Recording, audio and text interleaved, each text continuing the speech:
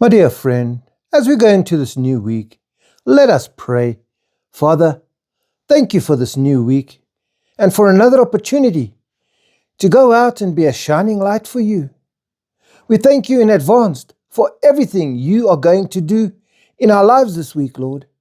As we go out into our workplaces, offices, factories, and onto the roads, remind us that you are always with us. Lord, whatever comes our way, help us to respond with faith, courage, and a positive attitude.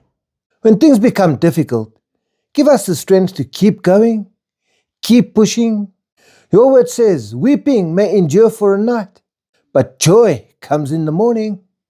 So, Father, whatever we may faced yesterday or during the past week, we thank you that this is a new morning and the beginning of a new week. Yes, Lord.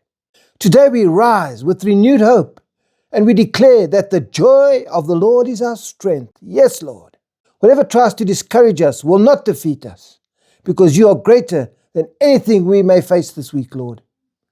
We will rise, we will shine, we will keep going, and we will keep pushing because you are with us every step of the way.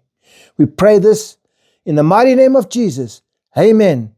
Be blessed and have a great week.